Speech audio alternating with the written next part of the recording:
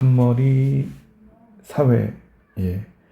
문제 우리 어저께 본 그 5월달 그 교육청 모의고사 사연나 풀이하겠습니다. 1번 볼까요? 한번 1번에 파인애플은 몸 안의 독소 성분을 없애거나 완화하는 작용을 하는 지금 비타민 C가 주어가 되는 것 같아. 맞아요, 여러분들? 그래서 비타민 C가 그런 작용을 한다고 하는 거니까 지금 비타민 C가 주어가 되는 거죠. 그래서 요거는 우리가 자연현상으로 볼 수 있고, 왜 이렇게 두껍냐 글씨가.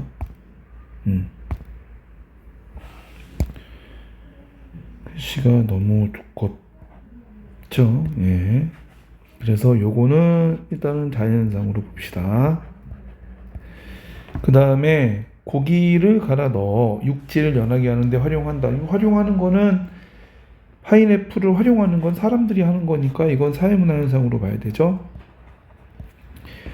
그리고 브로멜린이라고 하는 물질이 단백질을 분해하는 거니까 요건 자연현상.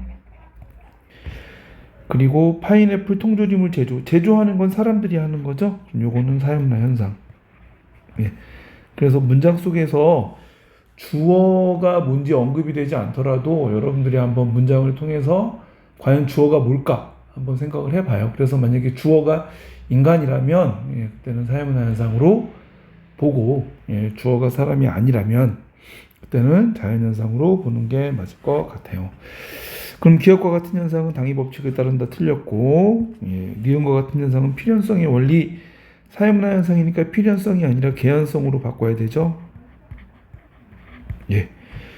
기억과 같은 현상과 달리 리을과 같은 현상은 뭘 가치적이다. 리을과 같은 현상은 사회문화 현상이기 때문에 가치 함축적이다. 이게 맞고, 그리고 디귿과 같은 현상과 달리 니은과 같은 현상은 인과관계가 불분명하다. 아무래도 사회문화 현상은 인과관계가 분명하지 않죠. 그래서 답은 몇 번으로 가야 돼요? 여러분들 답은 4번입니다. 그리고 넘어가서 2번. 나는 2번 문제 보면서 도대체 이런 문제를 왜 줬을까? 뭐 그냥 주는 문제도 아니고, 서로의 문화를 이해하고 존중하는 기회를 갖고 이와 같은 문화 교류로 인해서 답은 3번이겠지 뭐. 다양한 문화를 경험할 수 있는 기회가 제공되는 거죠. 2번은 넘어갑시다.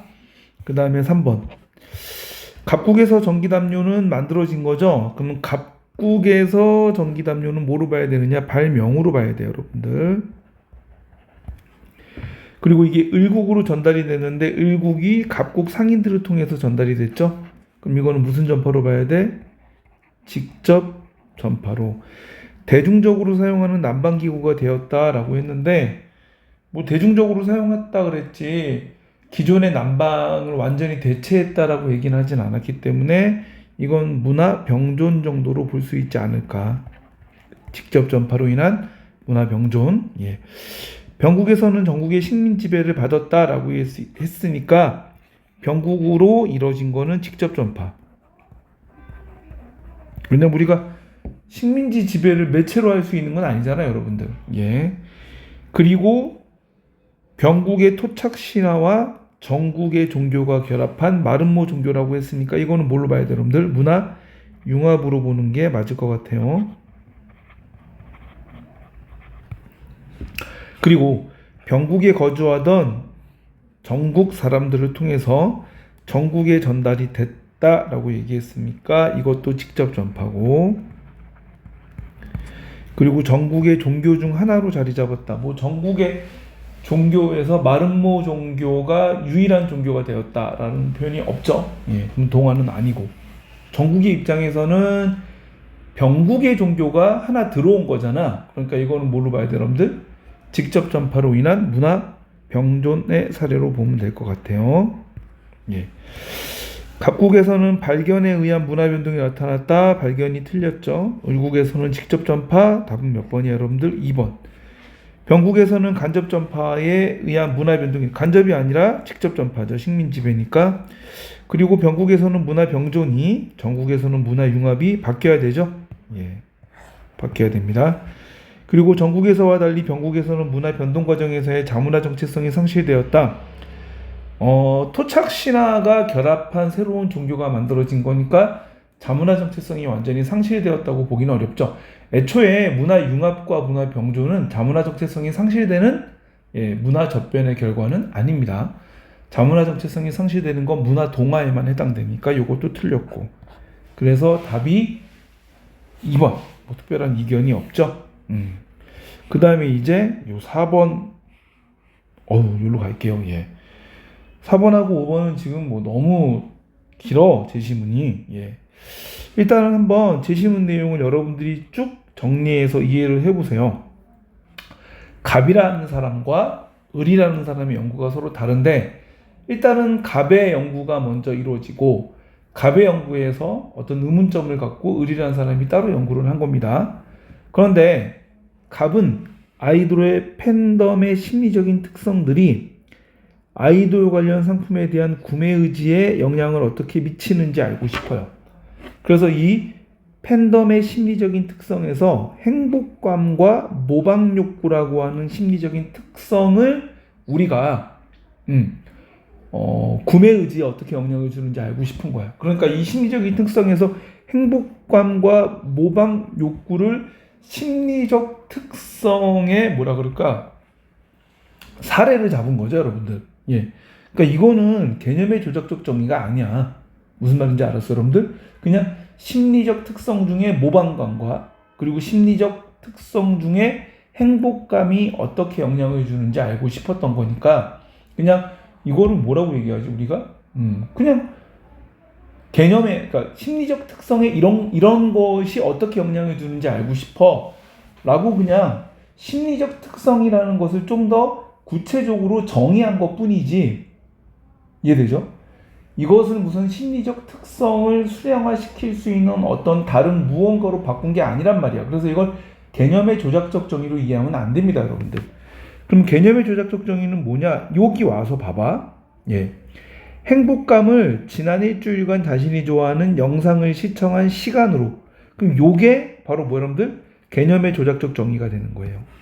또 모방 욕구는 일주일간 아이돌의 패션 스타일을 따라했던 횟수로. 요게 바로 개념의 조작적 정의가 되는 거야. 됐죠?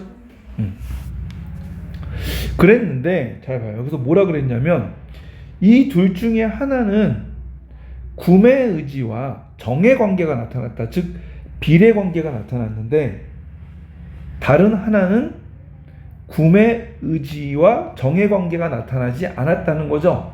그래서 다른 하나가 그러면 왜 정의 관계로 나타나지 않았는지 그게 궁금해서 그 정의 관계가 나타나지 않은 심리적인 특성, 팬덤 심리적인 특성을 을이 연구한 겁니다. 을이 연구한 거야. 이해되죠, 여러분들? 그래서 을의 연구를 한번 쫙 가서 봤어. 그랬더니 을은 뭐라 그랬냐면 활동 참여도를 기준으로 팬덤의 유형을 지속형과 활동용으로 분류했다. 됐죠, 여러분들? 그리고 조사를 해봤더니 지속형보다 활동형이 아이돌 관련 상품에 대한 구매 의지가 유의미하게 높게 나타나 가설을 수용했다. 즉 행복감이 높더라도 팬덤 유형에 따라 아이돌 관련 상품에 대한 구매 의지가 차이가 있다는 결론을 도출했다. 지금 을은 뭘 연구했냐면 갑의 연구에서 정의 관계가 나타나지 않은 심리적 특성을 연구한 거야. 그 결과 행복감이 높더라도 팬덤 유형에 따라서 구매 의지가 발생하지 않을 수 있다는 걸 알게 된 거죠. 그러면 결과적으로 을이 확인했던, 즉 갑의 연구에서 구매 의지와 정의 관계가 나타나지 않은 심리적 특성은 바로 뭐였느냐? 행복감이었다는 거죠. 그러면 갑의 연구에서 어떤 심리적인 특성은 구매 의지와 정의 관계로 나타났다? 바로 요 모방 욕구죠. 됐습니까, 여러분들? 즉 갑의 연구에서 모방 욕구와 아이돌 물건에 대한 구매 의지 사이에서는 정의 관계가 나타나는 거야. 정의 관계가. 반면에 행복감과 구매 의지 사이에서는 정의 관계가 나타나지 않았다는 거야. 즉 비례 관계가 나타나지 않았다는 거죠. 그래서 이거를 을이 조사해 봤더니 팬덤 유형에도 지속형이 있고 활동형이 있는데 이 지속형과 활동형에 따라서 구매 의지가 다르게 나타나더라. 무슨 말인지 알았죠, 여러분들? 예. 그래서 요 내용을 가지고 이제 정리 한번 해봅시다. 첫 번째, 가외연구에서 모집단은 아이돌 팬덤 활동 경험이 있는 200명이다. 아니죠, 여러분들. 가외연구에서 모집단 요 200명이 아니라 여기 쭉 가서 아이돌 팬덤을 가지고 있는 모든 누가 여러분들 사람들이 바로 모집단이 되는 거고 요 200명은 표본이 되는 겁니다. 알았죠? 예. 그 다음에 두 번째로 니은은 기억에 대한 조작적 정의에 해당한다. 이거 아까 틀렸다고 얘기했었어요, 여러분들. 예. 그리고 디귿 단계, 미음 단계 모두 연구자의 가치 중립이 요구된다. 디귿 단계라고 하는 건 뭐야, 여러분들? 디귿 단계라고 하는 건 자료 분석이죠? 그럼 당연히 여긴 가치가 중립이 돼야 되죠. 됐죠, 여러분들? 그 다음에 미음 단계는 뭡니까?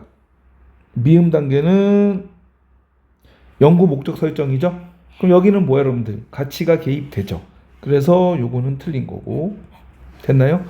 그리고 가배 연구에서 구매 의지와 정의 관계가 나타난 건 바로 뭐야? 모방 욕구죠? 그럼 답은 몇 번으로 가야 돼? 4번으로 가야 됩니다. 됐습니까, 여러분들? 예. 그 다음에 비읍에서 보자. 한번 아이돌 관련 상품에 대한 구매 의지와 팬덤 유형이라고 했으니까 팬덤 유형이 바로 뭐가 되는 거야? 독립 변수, 원인에 해당되는 거니까. 그리고 구매 의지는 결과에 해당되는 거니까 종속 변수가 된다. 됐죠? 예. 그래서 답은 4번, 5번도 틀렸습니다. 그 다음에 넘어가서 이제 5번을 한번 볼까요? 갑이 사용한 자료 수집 방법 그리고 을이 사용한 자료 수집 방법은 다 뭐였냐면 지금 현재 질문지법이었어요, 여러분들. 예. 4번이 어려운 대신 좀 상대적으로 5번은 조금 더 쉽게 나왔네요. 그러면 질문지법이니까 질문지는 양적 자료를 수집하는 방법으로 표준화된 도구를 사용해서 대량의 자료를 조사하고 비교를 용이하게 하는 자료 수집 방법입니다. 그럼 답은 몇 번이에요, 여러분들? 예, 5번이 되겠죠. 그래서 이 문제 4번 같은 경우에 상당히 어려운 문제에 속해요. 일단은 제시문이 아주 길고 그리고 갑의 연구와 을의 연구가 지금 서로 유사하지만 다른 방향으로 진행이 되기 때문에 갑의 연구에서의 내용과 을의 연구의 내용을 정확하게 파악해야지만 풀 수 있는 문제죠. 예. 그래서 5번, 예, 답은 5번, 4번 답은 4번입니다. 그리고 넘어갈게요. 이제 6번.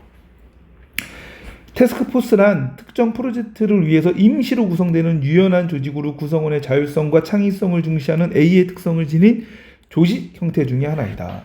잘 봐요, 여러분들. 여기서 보니까 자율성과 창의성을 중시하는 유연한 조직이라 그랬죠? 그럼 A가 바로 뭐가 되냐면 A가 탈관료제가 될 것 같아. 그렇죠, 여러분들? 예. 그러면 B는 뭐야? B는 그냥 관료제겠죠. 바로 선지로 넘어갈게요. A에 비해 B는 중간관리층의 역할의 비중이 낮다. B, 관료제에서 관료는 바로 중간관리층을 의미합니다. 그럼 당연히 관료제에선 중간관리층인 관료의 비중이 높겠죠. 틀렸고, A에 비해 B는 상향식 의사결정이 지배적이다. 상향식 의사결정이라고 하는 것은 밑에서부터 의사가 올라가는 거고 하향식은 위에서부터 내려가는 거야. 그러면 조직의 운영 방식이 권위적인 건 뭡니까? 권위적인 건 하향식이 권위적인 거고 그리고 민주적이고 그리고 구성원들 간의 어떤 의사 재량권, 업무 재량권이 보장되는 민주적인 것은 뭐 여러분들 이제 상향식 의사결정 방식이죠. 그러면 상향식 의사결정 방식이 탈관료제고 하향식 의사결정 방식은 관료제의 특징이니까 2번도 틀렸다. B에 비해 A는 목적 전치 현상이 나타날 가능성이 높다. 목적 전치 현상이라고 하는 건 관료제의 전형적인 문제점이죠, 여러분들. 예, 그렇기 때문에 3번도 틀렸고 B에 비해 A는 업무 체계의 표준화와 세분화 정도가 높다. 업무 체계의 표준화와 세분화 정도가 높은 건 관료제의 특징이니까 B의 특징이죠. 요것도 틀렸고 A는 성과에 따른 보상을, 즉 탈관료제는 성과급을 그리고 관료제는 연공서열을 중시한다. 답은 몇 번이에요, 여러분들? 5번. 예. 지금 4번 문제 빼놓고서는 상대적으로 그냥 평이하고 좀 약간 쉬운 것 같아요. 예. 그 다음에 7번으로 밖에서 빵 소리가 나네. 우리 학원이 이 시간이 퇴근 시간이고 학생들이 한참 막 학원 다니고 막 그럴 시간이라서 또 초등부 애들이 이제 밥 먹으러 집에 갈 시간이라 학원 앞에 길이 많이 막혀요. 그러다 보니까 이 시간 되면 유독 이렇게 빵빵거리는 소리가 많이 들립니다. 개인은 주체적이고 능동적인 존재입니다. 개인을 주체적이고 능동적인 자체로 보고 사회는 개인들의 속성이 반영된 집합체에 불과하다.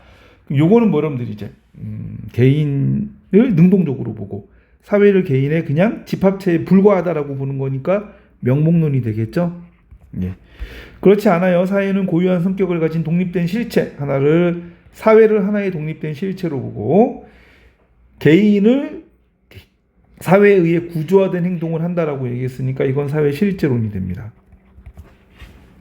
갑의 관점은 개인이 사회 속에서만 존재 의미를 개인이 사회를 떠나선 존재 의미가 없다. 이건 실제론이에요, 여러분들. 갑의 관점은 개인이 옳다고 믿기에 사회 규범이 존재한다. 개인들이 믿는 것이 곧 규범이 되는 거죠. 이거는 바로 뭐야? 사회 계약설 같은 거예요. 그렇기 때문에 이건 명목론. 을의 관점은 사회가 구성원들에게 외재성을 갖는다. 외재성이라고 하는 건 개인들 안에 존재하는 것이 아니라 개인들 밖에서 존재하면서 개인에게 어떠한 영향력을 행사한다는 뜻이거든. 그럼 이건 바로 뭐가 되는 거예요, 여러분들? 이제 실제론. 그 다음에 을의 관점은 사회가 개인의 이익 실현을 위한 수단에 불과하다. 사회를 하나의 수단이나 도구로 보는 것들은 사회 계약설적 측면이 강하거든요, 여러분들. 사회 계약설의 내용이야. 그렇기 때문에 이거는 명목론입니다. 그러면 답은 맞는 게 니은하고 디귿이니까 3번. 전반적으로 상대적으로 아주 평이하게 지금 계속 진행이 되고 있어요. 근데 여러분들 이렇게 문제가 쉬우면 여러분들 원점수가 잘 나와서 되게 좋은 거 같죠? 근데 원점수가 잘 나오는 게 좋은 게 아니에요, 여러분들. 문제는 어려운 게 좋은 거예요. 문제가 어려울수록 과목 전체 표준 점수가 높아지고 백분위 점수가 잘 나옵니다. 그래서 여러분들이 한두 개 틀려도 1등급이 나오고 백분위가 90대 중반이 나올 수 있다는 거야. 근데 문제가 쉬워버리면 재작년에 윤리와 사상 같은 경우가 수능에서 그랬는데 만점자가 13%가 나왔어요. 그럼 만점자가 13%면 만점을 받아도 백분위가 100이 안 돼. 그때 백분위가 뭐 96이었나 아마 그랬던 것 같고요. 그리고 만점자가 13%다 보니까 2점짜리 하나만 틀려도 3등급이 됐어요. 그리고 3등급이 되는 게 문제가 아니라 2점짜리 하나 틀린 학생들의 백분위가 80점대 초반이었다는 거야. 그럼 여러분들이 정시로 갈 때 사회탐구는 표준 점수가 아니라 백분위를 반영을 하는데 원점수가 아니라 백분위를 반영을 하는데 하나 틀려서 백분위가 82점, 83점 이렇게 나와버리면 실제로 뭐 여러분들 사회문화가 어렵게 나올 때 뭐 아니면 경제 과목 같은 게 어렵게 나올 때 하나 틀려도 백분위가 뭐 99, 98 나오거든요. 이렇게 돼버리면 하나 틀린 학생들 간의 백분위 점수가 자그마치 13점, 15점 이 정도로 차이가 나기 때문에 엄청나게 불리하게 작용을 한다는 거야. 그래서 여러분들은 정말 수능 보기 전에 내가 선택한 과목이 쉽게 나와라가 아니라 제발 어렵게 나오기를 십자가 앞에서 기도해야 돼요. 반드시 무조건 어렵게 나올 때 원점수가 조금 내가 낮게 나와도 훨씬 유리하게 백분위와 표준 점수를 받을 수 있다는 거 잘 기억하고 무조건 어렵게 내가 원점수가 안 나와도 되니까 무조건 어렵게 나오기만을 기도하고 어렵게 나오는 게 좋은 거다라고 알고 있어야 돼. 이렇게 평이하게 나오면 이거 되게 불리한 겁니다, 여러분들. 원점수 잘 나와야 백분위 적게 나오면 아무 의미 없어요, 여러분들. 상대평가라고 하는 걸 항상 기억하고 지금 여러분들이 치르는 수능, 내신은 모두 무슨 평가라고? 제발 상대평가라고 하는 걸 기억하고 까먹지 말고 시험에 임하세요. 알았죠? 그 다음 8번까지 문제 풀고 그 다음 내용들은 좀 끊어서 하겠습니다. 땡땡국에서는 생선을 익히지 않고 흰쌀밥 위에 올려 먹는 음식을 즐긴다던데 횡가 보다, 그치? 음식을 익혀 먹는 우리나라의 조리 방식에 비하면 너무 미개하다고 느껴져. 왜? 생선 구이나 생선 조림보다는 회가 더 비싸지 않나? 하여튼 우리나라의 조리 방식에 비하면 미개하다라고 했으니까 이건 자문화 중심주의가 될 거야. 맞죠? 땡땡국에서 그렇게 음식을 먹는 것은 가공되지 않은 재료, 본연의 맛을 중시하는 가치관과 신선한 생선을 공급받을 수 있는 환경적 조건이 반영된 결과다. 이러한 배경을 바탕으로 땡땡고기의 문화를 이해해야 돼. 어떤 자연적인 환경이라든지 이 사람들이 본연의 맛을 중시하는 사회적 맥락을 통해서 이해하자고 하는 거죠. 그럼 이거는 문화 상대주의가 되겠죠. 그러니까 이게 상당히 쉬운 거야. 이게 좀 어렵게 나오려면은요, 갑을병 해가지고 자문화 중심주의, 그 다음에 사대주의, 상대주의가 나올 수도 있고요. 좀 더 어렵게 나올 것 같으면 자문화 중심주의 나오고 상대주의, 극단적 상대주의 뭐 이런 식으로 나오면 문제가 어려운 거거든. 근데 지금 딸랑 두 개밖에 없잖아. 예. 갑의 태도는 국수주의로 비판받을 수 변질될 수 있다는 비판을 받는다. 답은 몇 번이야, 여러분들? 1번이죠. 국수주의라고 하는 게 뭐냐? 생윤하는 학생들은 보통 국수 대접이론하고 국수주의를 헷갈리는데, 왜 우리가 어렸을 때 국수주의, 나는 그냥 당연히 다 쉽게 알고 있는데 요즘 학생들 중에 상당수가 국수주의라는 단어를 잘 모르더라고요. 예. 국수주의라는 게 나라 국자 지킬 숫자, 지킬 숫자. 그래서 우리가 뭐 흥성대원군이 했던 세국 정책 같은 거라고 연결하면 돼. 그래서 우리 것이 좋으니까 무조건 우리 걸 지켜야 돼라고 하는 게 국수주의인데, 이거를 여러분들이 사전에서 찾아보면 뭐라 그러냐면 익스트림 내셔널리즘 또는 울트라 내셔널리즘이라 그래요. 그래서 극단적 아니면 뭐 여러분들 초극단적 국가주의, 이걸 우리가 뭐라 그래? 국수주의라고 합니다.